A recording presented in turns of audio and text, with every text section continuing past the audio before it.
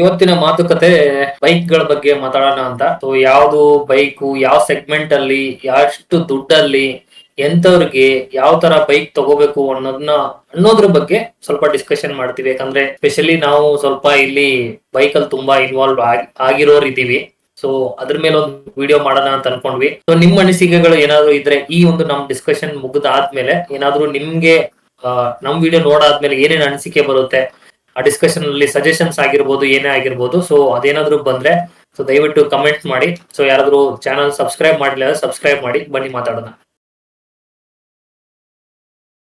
ಇವಾಗ ದಿನ ಓಡಾಡೋರ್ಗೆ ಈ ಸ್ಪ್ಲೆಂಡರ್ ಈ ತರ ಒಂದು ಸೆಗ್ಮೆಂಟ್, ಆ ದಿನ ಕಡಿಮೆ ಓಡಾಡೋರು, ಜಾಸ್ತಿ ಟ್ರಿಪ್ ಹೋಗಲ್ಲ ಅಂತವ್ರಿಗೆ ಯಾವ ತರ ಸೆಗ್ಮೆಂಟ್, ಫುಲ್ ಟ್ರಿಪ್ ಮಾಡೋರು, ಟೂರಿಂಗು, ದೊಡ್ಡ ದೊಡ್ಡ ಬೈಕ್ ಗಳು ಕಾಣೋರು ಅವ್ರದೊಂದ್ ಸೆಗ್ಮೆಂಟ್, ಅವ್ರದ್ರಲ್ಲಿ ಯಾವ ತರ ಬೈಕ್ಸ್ ಯಾವ ತರ ಇರುತ್ತೆ, ಅದು ಯಾವ ತರ ನೋಡಿ ತಗೋಬೇಕು, ಆ ತರ ಮಾತಾಡೋಣ ಅಂತ ನನ್ನ ಅನಿಸಿಕೆ. ಸೊ ಫಸ್ಟ್ ನಾವು ಡಿಸ್ಕಸ್ ಮಾಡ್ತಿರೋದು ಈ ಡೈಲಿ ಸೆಗ್ಮೆಂಟ್ ಅಲ್ಲಿ, ಡೈಲಿ ಯೂಸೇಜ್ ಸೆಗ್ಮೆಂಟ್ ಬೇಸ್ ಮೇಲೆ.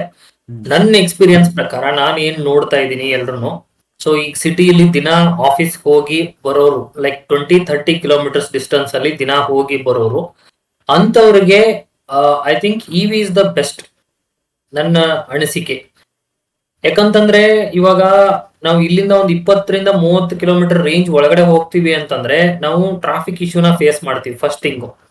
ಸೊ ನಾವು ಇಂಜಿನ್ ವೆಹಿಕಲ್ಸ್ ನ ತಗೊಂಡು ಹೋಗ್ತೀವಿ ಅಂತಂದ್ರೆ, ಬೈಕ್ಗಳು ಎಲ್ಲ ತಗೊಂಡು ಹೋಗ್ತೀವಿ ಅಂತಂದ್ರೆ ಆ ಸೆಗ್ಮೆಂಟ್ ಅಲ್ಲೂ ಚೆನ್ನಾಗಿರೋ ಬೈಕ್ಗಳಿವೆ. ಲೈಕ್ ಹೇಳೋದಾದ್ರೆ ಸ್ಪ್ಲೆಂಡರ್ ಮತ್ತೆ ಯೂನಿಕಾರ್ನ್, ಈ ತರ ಕೆಲವೊಂದು ಬೈಕ್ಗಳು ತುಂಬಾ ಸಖತ್ತಾಗಿದೆ, ಒಳ್ಳೆ ಮೈಲೇಜ್ ಇದೆ, ಎಲ್ಲ ಇದೆ, ದಟ್ ಇಸ್ ಫೈನ್.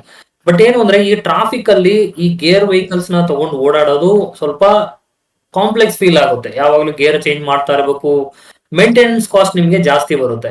ಸೊ ಇಂತ ಸಿಚುವೇಶನ್ ಕನ್ಸಿಡರ್ ಮಾಡಿದಾಗ ಇವಿ ಇಸ್ ದ ಬೆಸ್ಟ್. ಯಾಕಂತಂದ್ರೆ ನಿಮ್ಗೆ ಇವಿಲಿ ಮೇಂಟೆನೆನ್ಸ್ ಕಡಿಮೆ, ನೀವು ಗೇರ್ ಚೇಂಜ್ ಮಾಡೋದು, ಕ್ಲಚ್ ಪ್ಲೇಟ್ಸ್ ಅದೆಲ್ಲ ಏನೂ ಬರಲ್ಲ, ಜಸ್ಟ್ ಆಕ್ಸಿಲೇಟರ್ ಕೊಡಿ ಹೋಗ್ತಾರೆ, ನಿಂತ್ರೆ ಸ್ಟಾಪ್ ಆಗ್ಬಿಡುತ್ತೆ. ಸೊ ಅಲ್ಲಿ ನಿಮ್ಗೆ ಬೆಸ್ಟ್ ಥಿಂಗ್. ಇನ್ನೊಂದು ಏನಪ್ಪಾ ಅಂತಂದ್ರೆ ಮೈಲೇಜ್. ಯಾವಾಗ ನಾವು ವೆಹಿಕಲ್ ನ ಒಂದು ಆವರೇಜ್ ಸ್ಪೀಡ್ ಅಲ್ಲಿ ಓಡಿಸ್ತಾ ಹೋಗ್ತೀವಿ ಅದು ಮೈಲೇಜ್ ಚೆನ್ನಾಗಿ ಕೊಡುತ್ತೆ. ಬಟ್ ಯಾವಾಗ ನಾವು ನಿಲ್ಸೋದು, ಮತ್ತೆ ಗೇರ್ ಚೇಂಜ್ ಮಾಡೋದು, ಲೋ ಲೆವೆಲ್ ಇಂದ ಟಾಪ್ ಗೇರ್ ಹೋಗೋದು, ಮತ್ತೆ ಕಡಿಮೆ ಬರೋದು, ಈ ತರ ಗೇರ್ ಚೇಂಜ್ ಜಾಸ್ತಿ ಮಾಡುವಾಗ ಏನಾಗುತ್ತೆ, ಇಂಜಿನ್ ಜಾಸ್ತಿ ಫ್ಯೂಲ್ ಕನ್ಸಂಪ್ಷನ್ ನ ಮಾಡುತ್ತೆ. ಸೊ ಇಂಥ ಸಿಚುವೇಶನ್ಗೆ EV is the good thing. So ಯಾರು 20-30 ಕಿಲೋಮೀಟರ್ ರೇಂಜ್ ಒಳಗಡೆ ಓಡಾಡ್ತೀರಾ, ಮತ್ತೆ ನಿಮ್ಗೆ ಇವಿ ಆಲ್ಮೋಸ್ಟ್ ಇವಾಗ ರೇಂಜ್ ಕೊಡೋದು 100, ಕೆಲವೊಂದ್ ಗಾಡಿ 150 ಯಾವ ಕೊಡ್ತಾವೋ ಗೊತ್ತಿಲ್ಲ, ಬಟ್ ನಾನು ಕನ್ಸಿಡರ್ ಮಾಡೋದು 100 ಅನ್ಕೊಳ್ಳಿ. ಸೊ ಒಂದ್ ದಿನ ನೀವು ಹೋಗ್ ಬಂದ್ರಿ ಅಂದ್ರೆ ನೈಟ್ ಅದನ್ನ ಚಾರ್ಜ್ ಹಾಕ್ಬೋದು, ಈ ತರ ನಿಮ್ಗೆ ಕನ್ಸಿಡರ್ ಇರುತ್ತೆ. ಅಥವಾ ಹೋಗ್ ಬಂದು ನೆಕ್ಸ್ಟ್ ಡೇ ಹೋಗ್ ಬಂದು ಚಾರ್ಜ್ ಹಾಕೋಬಹುದು. ಸೊ 2 ದಿನ ನೀವು ಒಂದ್ಸತಿ ಚಾರ್ಜ್ ಮಾಡಿದ್ರೆ ಓಡಿಸ್ಕೋಬಹುದು, ಆ ತರ ಇರುತ್ತೆ. ಬಟ್ ಪೆಟ್ರೋಲ್ ನೀವು 20-30 ಕಿಲೋಮೀಟರ್ ಹೋಗ್ತೀರಾ, ಇವಾಗಿನ ಗಾಡಿಗಳು ನೋಡಿದ್ರೆ ನೀವು ಯಾವ್ದು ಅಷ್ಟು ಮೈಲೇಜ್ ಕೊಡಲ್ಲ. ನೀವು ಸ್ಪ್ಲೆಂಡರ್ ಗಿಂಡರ್ ತಗೋತಿ ಅಂದ್ರೆ 60-70 ಇಸ್ ದ ಮ್ಯಾಕ್ಸ್. ಸೊ ನೀವು ಪೆಟ್ರೋಲ್ 1 ಲೀಟರ್ ಹಾಕ್ಸ್ಕೊತೀರಾ, ಪೆಟ್ರೋಲ್ 102 ರೂಪಾಯಿ ಇದೆ, 103 ರೂಪಾಯಿ ಇದೆ ಕರ್ನಾಟಕದಲ್ಲಿ ನಾವು ಕನ್ಸಿಡರ್ ಮಾಡೋದಾದ್ರೆ. ಸೊ ಒಂದಿನ ಹೋಗ್ ಬಂದ್ರಿ ಅಂದ್ರೆ ನಿಮ್ ಪೆಟ್ರೋಲ್ ಖಾಲಿ, ದಿನಕ್ಕೆ 1 ಲೀಟರ್ ಪೆಟ್ರೋಲ್ ಬೇಕು ನಿಮ್ಗೆ, 103 ರೂಪಾಯಿ ನಿಮ್ಗೆ ಖರ್ಚಿದೆ. ಆಮೇಲೆ ತುಂಬಾ ಜನ ಯಾರು ಸ್ಪ್ಲೆಂಡರ್ ಪ್ರಿಫರ್ ಮಾಡಲ್ಲ ಈಗ. ಅದು ಒಂದು ಅದು ಒಂದು ಲೆಜೆಂಡ್ ವೆಹಿಕಲ್, ನನಗ್ ಸಖತ್ ಇಷ್ಟ ಆ ಗಾಡಿ. ಬಟ್ ಏನ್ ಕನ್ಸಿಡರ್ ಮಾಡ್ತಾರೆ ಅಂದ್ರೆ ಜನ ಒಂದು ಲೆವೆಲ್ ಅಂತ ಕನ್ಸಿಡರ್ ಮಾಡಕ್ ಹೋಗ್ತಾರೆ. ಈ ಡೈಲಿ ಸೆಗ್ಮೆಂಟ್ ಅಲ್ಲೂ ಬೈಕ್ ಅಂದ್ರೇನೆ ಒಂಥರ ಅದು ಇರ್ಬೇಕು, ಅದೊಂದು ನಾವು ತಗೊಂಡು ಹೋದ್ವಿ ಅಂದ್ರೆ ಯಾರೋ ನಮ್ಗೆ ವ್ಯಾಲ್ಯೂ ಕೊಡಬೇಕು. But Splendor is a top vehicle ನಾನು ಕನ್ಸಿಡರ್ ಮಾಡೋದಾದ್ರೆ. ಆದ್ರೆ ಅದಕ್ಕೂ ತುಂಬಾ ಲಿಮಿಟೇಷನ್ಸ್ ಇದಾವೆ. ಓಕೆ, ಅದು ಲೈಟ್ ವೇಟ್ ವೆಹಿಕಲ್. ಹೈವೇ ಮೇಲೆ ತಗೊಂಡೋಗಿ ಪಕ್ಕದಲ್ಲಿ ಒಂದು ಟ್ರಕ್ ಬಸ್ಸು ಜೋರಾಗಿ ಹೋಯ್ತು ಅಂದ್ರೆ ಅಲ್ಲಾಡ್ಬಿಡ್ತೀರಾ, ಯಾಕಂದ್ರೆ ಲೈಟ್ ವೆಹಿಕಲ್ ಅದು. ಓಕೆ, ಸೊ ಅದ್ರ ಪರ್ಪಸೇ ಬೇರೆ ಇದೆ. ನಾನು ನೋಡಿದ್ದೇನಲ್ಲ, ಅದ್ರದ್ದು ಸಿಟಿ ಕಮ್ಯುನಿಟಿ ಅಲ್ಲಿ ಚೆನ್ನಾಗಿರುತ್ತೆ.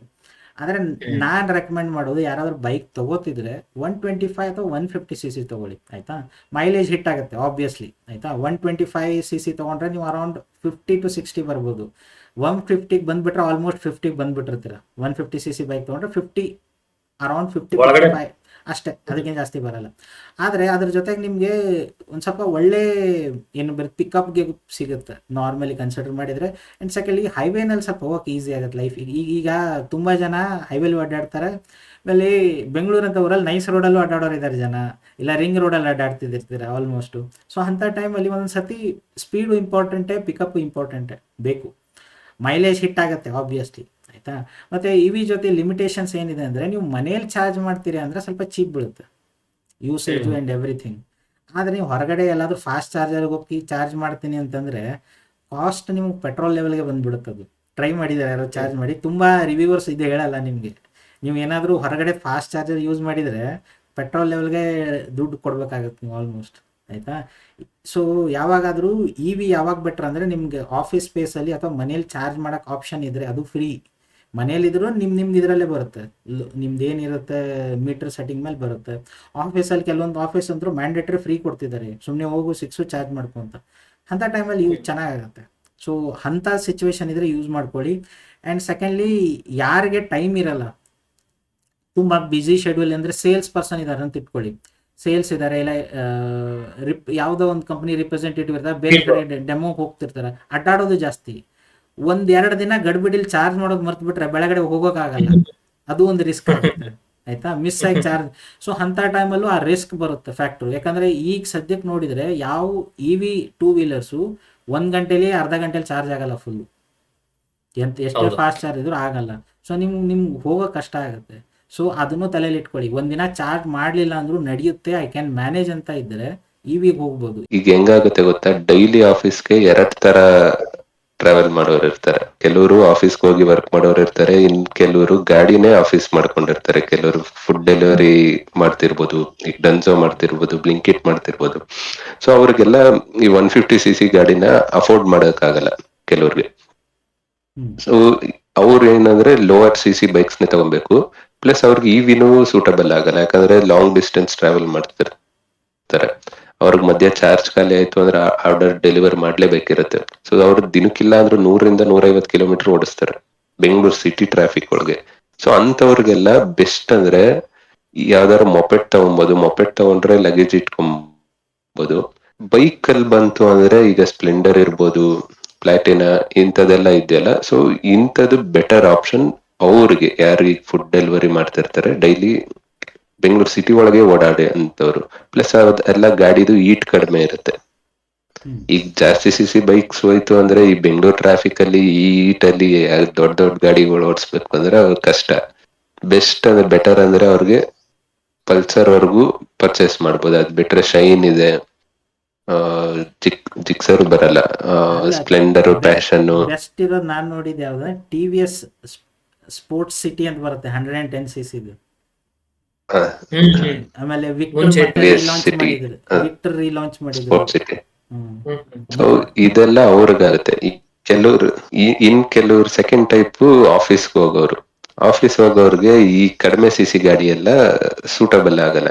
ಏಂತಕ್ಕೆ ಅಂತಂದ್ರೆ ಬೇಗ ಬೇಗ ಆಫೀಸ್ಗೆ ಹೋಗ್ಬಿರುತ್ತೆ ಟ್ರಾಫಿಕ್ ಅಲ್ಲಿ.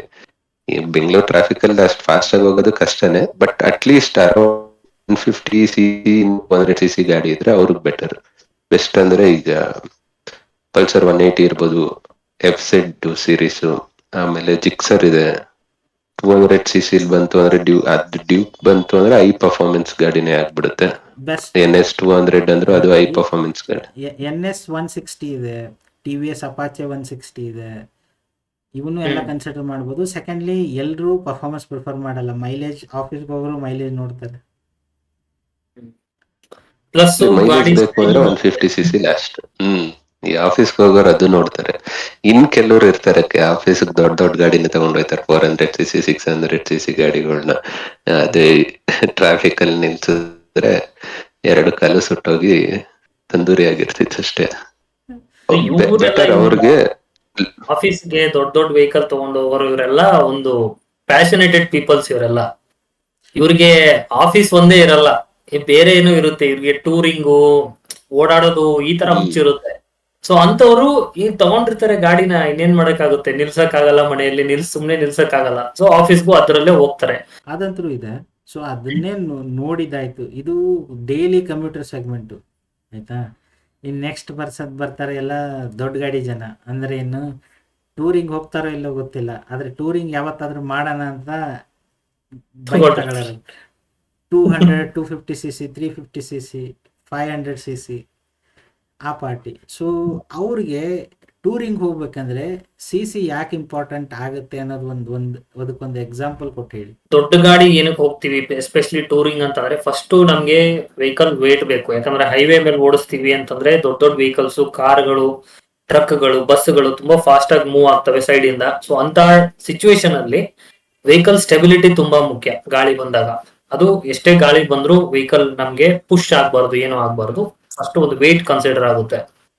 ಸೊ ಆಲ್ಮೋಸ್ಟ್ ಎಲ್ಲಾ ಹೈ ಸಿ ಸಿ ವೆಹಿಕಲ್ಸ್ ಅಲ್ಲಿ ಹೆವಿ ವೇಟೆಡ್ ಇಂಜಿನ್ ಬರುತ್ತೆ. ಸೊ ಹಂಗಾಗಿ ವೆಹಿಕಲ್ ವೇಟ್ ಜಾಸ್ತಿನೇ ಇರುತ್ತೆ. ನೆಕ್ಸ್ಟ್ ಕನ್ಸಿಡರ್ ಮಾಡೋದಾದ್ರೆ ನಮ್ಗೆ ವೆಹಿಕಲ್ ಅಲ್ಲಿ ಯಾವಾಗ ನಾವು ಲಾಂಗ್ ರೈಡ್ ಹೋಗ್ತೀವಲ್ಲ, ಲಾಂಗ್ ಟೂರ್ ಹೋಗ್ತೀವಿ, ಎಲ್ಲಾದ್ರೂ ಒಂದ್ ಏನಾದ್ರು ಸ್ಪೀಡ್ ಬ್ರೇಕ್ ಬಂತು, ಏನಾದ್ರು ಬಂತು, ಅಥವಾ ಒಂದು ವೆಹಿಕಲ್ ಓವರ್ಟೇಕ್ ಮಾಡ್ತೀವಿ ಅಂತಂದ್ರೆ ನಮ್ಗೆ ಇಂಜಿನ್ ಪವರ್ ತುಂಬಾ ಇಂಪಾರ್ಟೆಂಟ್ ಆಗುತ್ತೆ.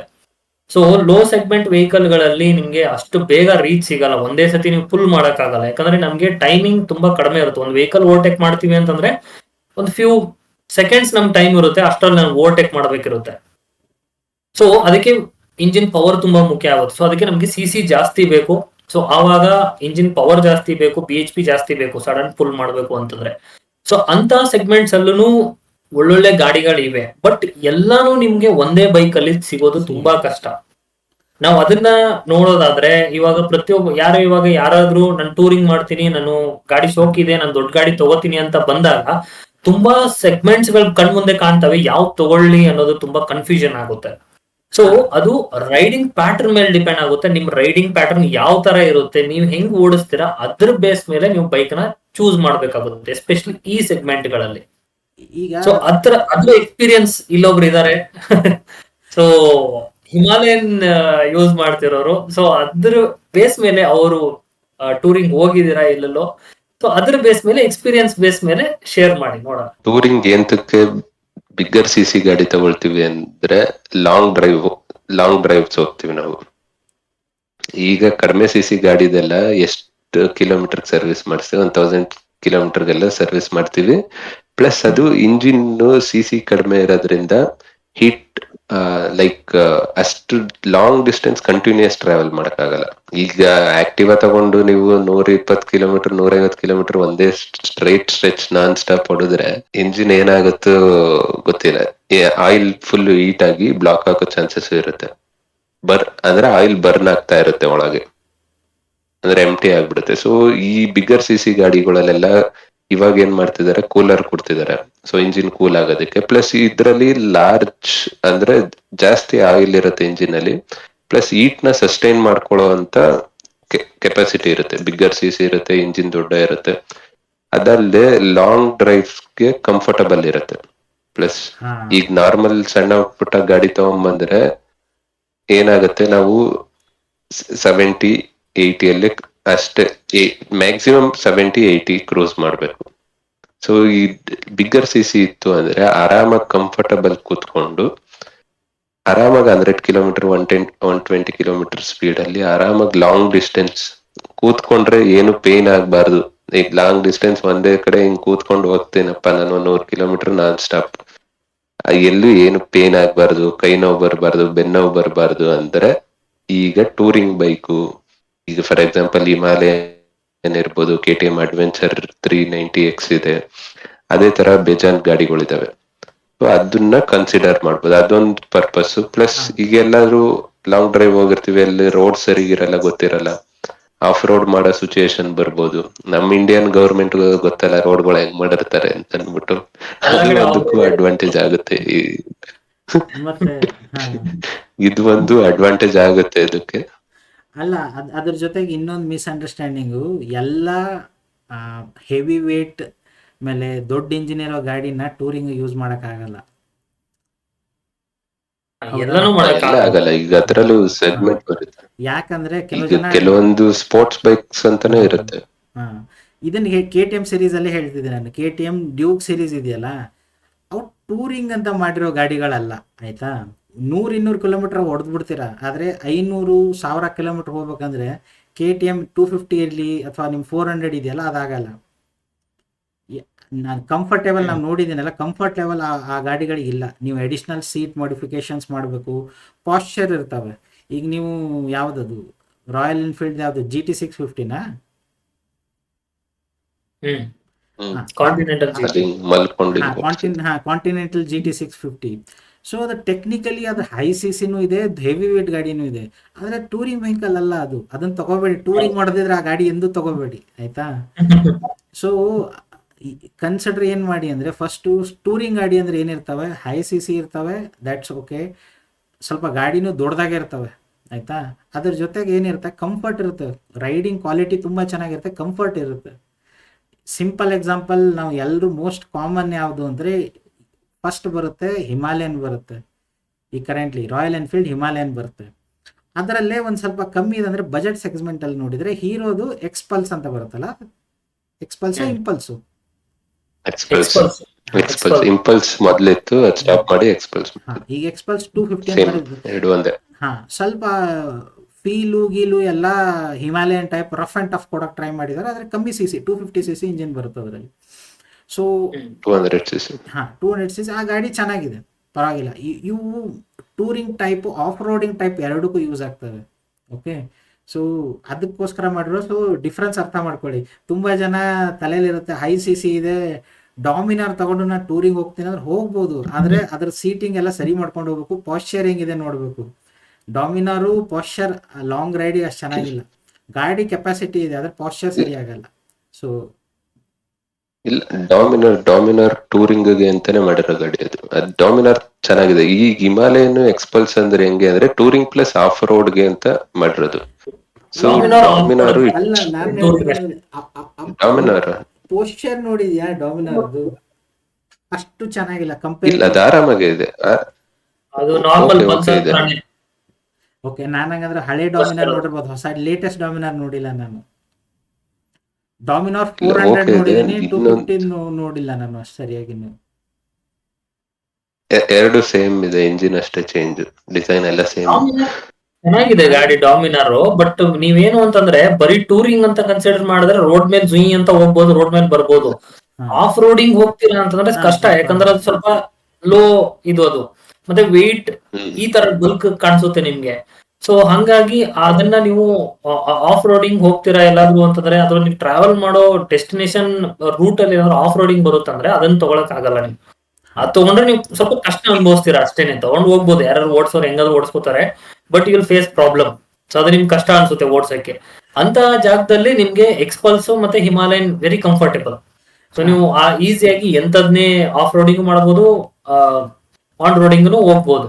ಬಟ್ ಇಲ್ಲೇ ನಿಮ್ಗೆ ಹಿಮಾಲಯನ್ ಎಕ್ಸ್ಪಲ್ಸ್ ಎರಡನ್ನೂ ನೀವು ಕಂಪೇರ್ ಮಾಡಿ ಇದ್ರಲ್ಲಿ ಯಾವ್ದು ತಗೋಬೇಕು ನಾನು ಅಂತ ಕನ್ಫ್ಯೂಷನ್ ಅಲ್ಲಿ ಇರೋರ್ಗೆ ನಾನೇನ್ ಹೇಳ್ತೀನಿ ಅಂತಂದ್ರೆ, ಸಿ ಎಕ್ಸ್ಪಲ್ಸ್ ಯಾರು ತಗೋಬೇಕು ಅಂತಂದ್ರೆ ಯಾರ್ದು ಹಿಮಾಲಯನ್ ಕಿಂತ ಬಜೆಟ್ ಕಮ್ಮಿ ಇದೆ, ಮತ್ತೆ ಹಿಮಾಲಯನ್ ತರಾನೇ ಫೀಲ್ ಬೇಕು ಸ್ವಲ್ಪ, ನಾನು ಹಿಮಾಲಯನ್ ತರಾನೇ ಎಲ್ಲಾ ಕಡೆ ಓಡಿಸ್ಕೋತೀನಿ, ಪ್ಲಸ್ ನಂಗೆ ಒಂಚೂರು ಮೈಲೇಜ್ ಚೆನ್ನಾಗಿರೋದು ಬೇಕು ಅಂತಂದ್ರೆ ನೀವು ಎಕ್ಸ್ಪಲ್ಸ್ ನ ತಗೋಬಹುದು. ಬಟ್ ಡಿಫ್ರೆನ್ಸ್ ನನಗೆ ಅನ್ಸಿರೋ ಡಿಫ್ರೆನ್ಸ್ ಏನು ಅಂತಂದ್ರೆ, ಹಿಮಾಲಯನ್ ಕೊಡೋ ಫೀಲ್ ನಿಮ್ಗೆ ಎಕ್ಸ್ಪಲ್ಸ್ ಕೊಡಲ್ಲ. ಯಾಕಂದ್ರೆ ಎಕ್ಸ್ಪಲ್ಸ್ ಆ ವಿಡ್ತ್ ಏನಿದೆ ಅದು ಕಡಿಮೆ ಇದೆ ತುಂಬಾ, ಮತ್ತೆ ಹೈಟ್ ಅಲ್ಲಿ ನಿಮ್ಗೆ ಸೀಟಿಂಗ್ ತುಂಬಾ ಡಿಫರೆನ್ಸ್ ಇದೆ. ಹಿಮಾಲಯನ್ದು ಸೀಟಿಂಗ್ ಕೆಳಗಡೆ ಇದೆ, ಗಾಡಿ ಹೈಟ್ ಇದೆ, ಸೀಟಿಂಗ್ ಕೆಳಗಡೆ ಇದೆ. ಎಕ್ಸ್ಪಲ್ಸ್ ಸೀಟಿಂಗ್ ಸ್ಟ್ರೈಟ್ ಬರುತ್ತೆ ಹಿಂಗೆ. ಸೊ ತುಂಬಾ ಹೈಟ್ ಇರೋರು ಬಜೆಟ್ ನೀವು ಕನ್ಸಿಡರೇಬಲ್ ಮಾಡ್ಕೊಂಡು ಆ ತರ ಇರೋರು ನೀವು ಎಕ್ಸ್ಪಲ್ಸ್ ನ ಕನ್ಸಿಡರ್ ಮಾಡ್ಬೋದು. ಬಜೆಟ್ ಎಲ್ಲ ಚೆನ್ನಾಗೇ ಇದೆ. ನಾನು ಹೈಟು ಯೂಶಲಿ 5.7 ಇದ್ರು, ನೀವು 5.6 ಇಂದ ಮೇಲೆ ಇರೋರು ಆರಾಮಾಗಿ ಹಿಮಾಲಯನ್ ಓಡಿಸ್ಕೋಬಹುದು. ನಿಮ್ ಫುಟ್ ಟಚ್ ಆಗುತ್ತೆ ಆರಾಮಾಗಿ, ಅದನ್ನ ಓಡಿಸ್ಕೋಬಹುದು. ಬಟ್ ನಿಮ್ಗೆ ಖುಷಿ ಕೊಡೋದು ಯಾವಾಗ ಅಂತಂದ್ರೆ, ಯಾವಾಗ ನೀವು ಒಂದು ಹೈವೇಲ್ ಓಡಿಸ್ತಿರ್ತೀರಲ್ವಾ, ಈ ಎಕ್ಸ್ಪಲ್ಸ್ ಹಿಮಾಲಯನ್ ಎರಡು ನೀವು ಹೈವೇಲ್ ತಗೊಂಡು ಹೋದಾಗ ನಿಮ್ಗೆ ಖುಷಿ ಕೊಡೋದು ಹಿಮಾಲಯನ್, ಎಕ್ಸ್ಪಲ್ಸ್ ಖುಷಿ ಕೊಡಲ್ಲ. ಬಟ್ ಯಾವಾಗ ನೀವು ಆಫ್ ರೋಡ್ ಹೋಗ್ತಿರಲ್ವಾ, ನೀರು ಮಣ್ಣು ಗುಡ್ಡ ಈ ತರ ಹೋಗ್ತಿರಲ್ಲ, ಅಲ್ಲಿ ನಿಮ್ಗೆ ಖುಷಿ ಕೊಡೋದು ಎಕ್ಸ್ಪಲ್ಸ್, ಹಿಮಾಲಯನ್ ಅಲ್ಲ. ಯಾಕಂದ್ರೆ ಹಿಮಾಲಯನ್ ಎಕ್ಸ್ಪಲ್ಸ್ ಗಿಂತ ತುಂಬಾ ವೇಟ್. ಸೊ ಯಾವಾಗ ನೀವು ಆಫ್ ರೋಡಿಂಗ್ ಅಲ್ಲಿ ಇರ್ತೀರಾ, ವೇಟ್ ಜಾಸ್ತಿ ಆಯ್ತು ಅಂದ್ರೆ ನಿಮ್ಗೆ ಬ್ಯಾಲೆನ್ಸಿಂಗ್ ತುಂಬಾ ಕಷ್ಟ ಆಗುತ್ತೆ, ಬಾಡಿ ಪೇನ್ ಆಗುತ್ತೆ. ಸೊ ಅಲ್ಲಿ ಎಕ್ಸ್ಪಲ್ಸ್ ಚೆನ್ನಾಗಿ ನಿಮ್ಗೆ ಹೆಲ್ಪ್ ಆಗುತ್ತೆ. ಸೊ ಇದನ್ನ ತಲೆ ಇಟ್ಕೊಂಡು ತಗೊಳ್ಳೋರು, ಸೊ ಯಾವ ಪರ್ಸ್ಪೆಕ್ಟಿವ್ ಅಲ್ಲಿ ನಿಮ್ಗೆ ಇರುತ್ತೆ, ನೀವು ಯಾವ ತರ ಟ್ರಾವೆಲ್ ಮಾಡ್ತಿರ್ತೀರಾ ಅನ್ನೋದನ್ನ ನೋಡ್ಕೊಂಡು ಸೊ ಹಿಮಾಲಯನ್ ಆರ್ ಎಕ್ಸ್ಪಲ್ಸ್ ಈ ಎರಡರಲ್ಲಿ ಹೋಗ್ಬೋದು. ಈಗ ನೆಕ್ಸ್ಟ್ ಬಂದಿದೆ 450. ನೆಕ್ಸ್ಟ್ ಕನ್ಫ್ಯೂಷನ್ ಆಗೋದು ಹಿಮಾಲಯನ್ ಈಗಿರುವಂತ ರೆಗ್ಯುಲರ್ ಹಿಮಾಲಯನ್ ಮತ್ತೆ 450, 410, 450 ಅಲ್ಲಿ ಅಲ್ಲೂ ಕನ್ಫ್ಯೂಷನ್ ಇರುತ್ತೆ ಯಾವ್ದು ತಗೋಬೇಕು ಅಂತ. ಸೊ ಅಡ್ವಾನ್ಸ್ ಲೆವೆಲ್ ಅಂತ 411 ಸ್ಟಾಪ್ ಮಾಡ್ಬಿಟ್ಟಿದ್ದಾರೆ. ಸ್ಟಾಪ್ ಮಾಡಿದ್ದಾರೆ. ಕೆಲವರು ಇನ್ನ ಹಳೆ ಎಲ್ಲಾದ್ರೂ ಸೆಕೆಂಡ್ಸ್ ಬೈ ಮಾಡೋರು ಇರ್ತಾರಲ್ವಾ, ಸೊ ಅಂತವ್ರಿಗೆ ಏನ್ ಹೇಳೋದಂದ್ರೆ ಹಿಮಾಲಯನ್ 450 ಇಸ್ ಗುಡ್. ಅದು ಇನ್ನ ಚೆನ್ನಾಗಿ ಪವರ್ ಇದೆ, ಗಾಡಿನೂ ಲುಕ್ ಚೆನ್ನಾಗಿದೆ. ಬಟ್ ಅದ್ರಲ್ಲಿ ನಂಗೆ ಒಂದಿಷ್ಟ ಏನ ಆಗಿಲ್ಲ ಅಂತಂದ್ರೆ ಅದ್ರದ್ದು ಮೀಟರ್ ಡಿಸ್ಪ್ಲೇ ಏನ್ ಬರುತ್ತಲ್ವಾ, ಅದೊಂಥರ ಏನೋ ಅಸಹ್ಯವಾಗಿ ರೌಂಡ್ ಮಾಡಿಟ್ಬಿಟ್ಟಿದ್ದಾರೆ. ಅದು ಏನೋ ಒಂಥರ ಆ ಇರೋ ಗತ್ತಿಗೆ, ಆ ಶೇಪ್ಗೆ ಅದು ಅಷ್ಟು ಚೆನ್ನಾಗಿ ಫೀಲ್ ಕೊಡ್ತಿಲ್ಲ. ಯಾಕಂದ್ರೆ ಹಳೆ ಹಿಮಾಲಯನಲ್ಲಿ ಇರೋದು ಚೆನ್ನಾಗಿದೆ ಡಿಸ್ಪ್ಲೇ ಅದರಲ್ಲಿ. ಸೊ ಅದನ್ನೇ ಯೂಸ್ ಮಾಡಿದ್ರು, ಸ್ವಲ್ಪ ಎನ್ಹಾನ್ಸ್ ಮಾಡಿ ಯೂಸ್ ಮಾಡಿದ್ರು ಚೆನ್ನಾಗಿರೋದು, ಅದು ಬೆಟರ್ ಅನ್ಸಿರೋದು ನಂಗೆ. ಸೊ ಇದ್ರಲ್ಲಿ ಇನ್ನ ಕನ್ಸಿಡರ್ ಮಾಡೋರು 450 ಇಸ್ ಅಗೇನ್ ಗುಡ್. ನೀವು ಡೈರೆಕ್ಟ್ ಆಗಿ 450ನೇ ತಗೊಂಡ್ಬಿಡ್ಬೋದು, ಯಾಕಂದ್ರೆ ಇಂಜಿನಿಯರಿಂಗ್ ಸ್ವಲ್ಪ ಚೆನ್ನಾಗಿದೆ ಅದರಲ್ಲಿ. ಹಾ, ಸೊ ಅದು ಎರಡಕ್ಕೂ ಯೂಸ್ ಆಗುತ್ತೆ. ಅದ್ರ ಜೊತೆಗೆ ಇನ್ನೊಂದು ರೆಕಮೆಂಡ್ ಮಾಡ್ತೀನಿ. ಅದಕ್ಕಿಂತ ಬೆಸ್ಟ್ ಅಲ್ಲ KTM 390 ಅಡ್ವೆಂಚರ್ ಇದೆ, KTM ಅಡ್ವೆಂಚರ್ ಎಕ್ಸ್ Adventure ಇದೆ, ಇದೆ. ಎಸ್ ಇದೆ. ಹಾ, ಅಲ್ಲ, ಅದು ಬೆಸ್ಟ್ ಅದ್ ಇದೆ. ಅದು ಸೇಮ್, ಅದು ಬೆಸ್ಟ್ ಇದೆ. ಇವು ಎಲ್ಲ ಗಾಡಿ ಕನ್ಸಿಡರ್ ಮಾಡೋ ಜೊತೆಗೆ ಸರ್ವಿಸ್ ಸೆಂಟರ್ ಫೀಡ್ಬ್ಯಾಕ್ ತಗೊಳ್ಳಿ. ಹ್ಮ್. ಯಾಕಂದ್ರೆ ರಾಯಲ್ ಎನ್ಫೀಲ್ಡ್ ಸರ್ವಿಸ್ ಸೆಂಟರ್ ತುಂಬಾ ಕಂಪ್ಲೇಂಟ್ಸ್ ಇದೆ. ವರ್ಸ್ಟ್ ಎಕ್ಸ್ಪೀರಿಯನ್ಸ್ ವರ್ಸ್ಟ್ ಇದೆ. ಸೊ ಕಂಪ್ಲೇಂಟ್ಸ್ ಅಲ್ಲ, ವರ್ಸ್ಟ್. ಅದು ರಾಯಲ್ ಎನ್ಫೀಲ್ಡ್ ಓನರ್ ಅದಂತೂ ತುಂಬಾ ಜನ ಕಂಪ್ಲೇಂಟ್ಸ್ ಇದೆ. ಒಬ್ಬರದೇ ಅಂತ ಯೂಟ್ಯೂಬ್ ಅಲ್ಲಿ ನೋಡಿದ್ರೆ ತುಂಬಾ ಜನ ಅದ್ರ ಬಗ್ಗೆ ರಿವ್ಯೂ ಕೊಟ್ಟಿದ್ದಾರೆ, ಸರ್ವಿಸ್ ಹಂಗೆ. ಬಟ್ ಏನಂದ್ರೆ ಗಾಡಿನೂ ಹಂಗೆ ಇದೆ, ಅದು ಹೆವಿ ವೇಟೆಡ್ ಗಾಡಿ, ನಿಮ್ಗೆ ಹಂಗೇನೆ ಓಡಿಸ್ತೀರಾ ಅದನ್ನ. ಸೊ ಅದು ಹಂಗೇನೆ ಅದ್ರದ್ದು ಖರ್ಚು ಬರುತ್ತೆ. ಸೊ ಅದನ್ನು ಎಲ್ಲ ನಾವು ನೋಡ್ಬೇಕಾಗುತ್ತೆ. ಬಟ್ ನೋಡ್ಬೇಕು ನೀವು. ಏನೋ ಅಲ್ಲಿ ಸರ್ವಿಸಿಂಗ್ ಮಾಡೋ ಇದ್ರಲ್ಲಿ ಏನಾದ್ರು ಅಷ್ಟು ಅಷ್ಟು ಆ ಮಟ್ಟಿಗೆ ಟೆಕ್ನಿಷಿಯನ್ಸ್ ಗಳು ಇಲ್ಲ ಅನ್ಸುತ್ತೆ ಇನ್ನ ಅದ್ರಲ್ಲಿ. ಅದೊಂದು ಪ್ರಾಬ್ಲಮ್ ಅನ್ಸುತ್ತೆ. ಮತ್ತೆ ಟೂರಿಂಗ್ ವೆಹಿಕಲ್ಸ್ ಅಂದ್ರೆ ಎಲ್ಲ ಅದು ಒಂದು ಪ್ರಾಬ್ಲಮ್. ಬಿಡಿ ಆನೆ ಇದ್ದಂಗೆನೆ. ಅಂದ್ರೆ ಅದು ಮೇಂಟೆನೆನ್ಸ್, ನೀವು ಟೂರಿಂಗ್ ಹೋಗ್ಬೇಕಂದ್ರೆ ಅದನ್ನ ಸರ್ವಿಸ್ ಆಗ್ಬೇಕು, ಟೂರಿಂಗ್ ಬಂದ್ಮೇಲೆ ಒಂದ್ಸರ್ತಿ ಸರ್ವಿಸ್ ಆಗ್ಬೇಕು. ಸೊ ಸ್ವಲ್ಪ ಖರ್ಚಿದ್ದೇ ಇರುತ್ತೆ. ಸೊ ಒಂದ್ಸರ್ತಿ ನಾನು ತಗೊಂಡ್ಬಿಡ್ತೀನಿ ಮುಗೀತು ಅಂತ ತಲೆಯಲ್ಲಿ ಇಟ್ಕೊಂಡು ತಗೋಬೇಡಿ, ಓವರ್ ಹೆಡ್ ಬಂದೇ ಬರುತ್ತೆ, ಆಯ್ತಾ. ಆನೆ ತಗೊಂಡಿದ್ದೀರಾ, ಆನೆ ಜೊತೆಗೆ ಒಂದ್ 2-3 ಎಕರೆ ಜಮೀನು ತಗೊಳ್ಳಿ. ಸುಮ್ನೆ ನಡೆಯಲ್ಲ ಆನೆ. ಹಾ, ಆಬ್ವಿಯಸ್ಲಿ ಬಂದೇ ಬರುತ್ತೆ. ನಾನು ಹೇಳ್ತಿರೋದು ಯಾವಾಗ 1,000, 2,000 ಕಿಲೋಮೀಟರ್ ಟೂರಿಂಗ್ ಹೋದಾಗ 500 ಕಿಲೋಮೀಟರ್ಸ್ ಏನು ಮ್ಯಾಟರ್ ಆಗಲ್ಲ, 500,000 ಮ್ಯಾಟರ್ ಆಗಲ್ಲ. 1000ಗಿಂತ ಜಾಸ್ತಿ ಹೋದ್ರೆ ಬೇಕು, ಸರ್ವಿಸ್ ಬೇಕಾಗುತ್ತೆ, ಕಾಸ್ಟ್ ಅಸೋಸಿಯೇಟೆಡ್ ಇದ್ದೇ ಇರುತ್ತೆ. ಮತ್ತೆ ಬರೀ ಕಾಸ್ಟ್ ಅಂದ್ರೆ ಬರೀ ಇಂಜಿನ್ ಇದಲ್ಲ, ಟೈರು ಹೋಗುತ್ತೆ, ಆಯ್ತಾ. ಸೊ ಟೈರ್ ಮೇಲೂ ಹೋಗ್ತಾ ಇರ್ತವೆ. ಸೊ ಇವೆಲ್ಲ ಟೂರಿಂಗ್ ನೀವು ಹೋಗ್ತೀರಾ ಅಂದ್ರೆ ಇವೆಲ್ಲ ಎಕ್ಸ್ಪೆನ್ಸ್ ಇರ್ತವೆ. ಕೆಲವು ಜನ ಜೋಶಲ್ಲಿ ತಗೊಂಡ್ಬಿಡ್ತಾರೆ, ನನ್ನ ಫ್ರೆಂಡ್ ತಗೊಂಡ ನಾನು ತಗೋತೀನಿ ಅಂತ. ಆದ್ರೆ ತಗೊಂಡ್ರೆ ಟೂರಿಂಗ್ ಹೋಗ್ತೀರಾ ಅಂದ್ರೆ ಇವನ್ನೆಲ್ಲ ಕನ್ಸಿಡರ್ ಮಾಡಿ, ಇವು ಮ್ಯಾಟರ್ ಆಗ್ತವೆ. ಇದೆಲ್ಲ ಒಂದು ಸೆಗ್ಮೆಂಟ್ ಆದ್ರೆ, ಇನ್ನೊಂದು ಟಾಪ್ ಲೆವೆಲ್ ಇನ್ನೊಂದು ಸೆಗ್ಮೆಂಟ್ ಬರುತ್ತೆ. ಈ ಟೂರಿಂಗ್ ಗಿಂತ ಟೂರಿಂಗ್ ಏನೇ ದೊಡ್ಡ ಟೂರಿಂಗ್ ಅವ್ರದ್ದು, ಅದು ಎಲ್ಲ ನಿಮ್ಗೆ 1200cc ಬೈಕ್ಗಳು. ಸೊ ಅದರಲ್ಲಿ ನಿಮ್ಗೆ ಟ್ರಯಂಫ್ ಟೈಗರ್, ಆಮೇಲೆ BMW GS ಅದೊಂದು ಬರುತ್ತೆ. ಸೊ ಆ ತರದಲ್ಲೂ ತುಂಬಾ ದೊಡ್ಡ ದೊಡ್ಡ ಗಾಡಿಗಳಿವೆ. ಬಟ್ ಅಷ್ಟಕ್ಕೆ ಹೋಗೋರೆಲ್ಲ ವೆರಿ ರೇರ್ ಪೀಪಲ್ಸ್, ಆ ಮಟ್ಟಕ್ಕೆ ಹೋಗೋರಲ್ಲ. ಸೊ ಇಲ್ಲೆಲ್ಲ ನಮ್ ಕನ್ಸಿಡರೇಷನ್ ಜನರಲ್ ಆಗಿ ಹೋಗೋದು ಹಿಮಾಲಯನ್ ತನಕ ಹೋಗ್ತಾರೆ, ಅಲ್ಲಿ ತನಕ ಅಫೋರ್ಡೆಬಲ್ ಪ್ರೈಸಸ್ ವರೆಗೂ ಹೋಗ್ತಾರೆ. ಬಟ್ ಅಲ್ಲಿ ತನಕ ಹೋಗೋ ಟ್ರಯಂಫ್ ಟೈಗರ್ ವರೆಗೂ ಹೋಗ್ಬೇಕು ಅಂದ್ರೆ ವೆರಿ ರೇರ್. ಟ್ರಯಂಫ್ ಟೈಗರ್ ತಗೋಬೇಕು ಅಂತಂದ್ರೆ ಅದ್ರಲ್ಲಿ 28 ಲಕ್ಷ ಅದು ಒಂದು ಟಾಪ್ ಎಂಡ್ ವೆಹಿಕಲ್ ತಗೋತೀವಿ ಅಂತಂದ್ರೆ. ಸೊ ತುಂಬಾ ದುಡ್ಡಿರೋರು ತಗೋತಾರೆ, ಅವ್ರಿಗೇನ್ ಅದೇನ್ ಪ್ರಾಬ್ಲಮ್ ಇಲ್ಲ. 28 ಲಕ್ಷ ಗಾಡಿ ಕೊಟ್ಟು ತಗೋತಾರೆ, ಅದ್ರ ಬಗ್ಗೆ ನಾವು ಡಿಸ್ಕಷನ್ ಮಾಡೋ ಅವಶ್ಯಕತೆನೇ ಇಲ್ಲ ಅನ್ಸುತ್ತೆ. ಕೆಲವು ಜನ ಅಂತಾರೆ ನಾನು SUV ತಗೊಂಡ್ಬಿಡ್ತೀನಿ ಅಷ್ಟ್ ಇದ್ರಲ್ಲಿ ಅಂತ. ಅಲ್ಲೇ ಬರುತ್ತೆ ನೀವು ಇಂಚೂರು ಹಾಕಿದ್ರೆ ನಿಮ್ಗೆ ಒಂದು ಫಾರ್ಚುನರ್ ಬರುತ್ತೆ,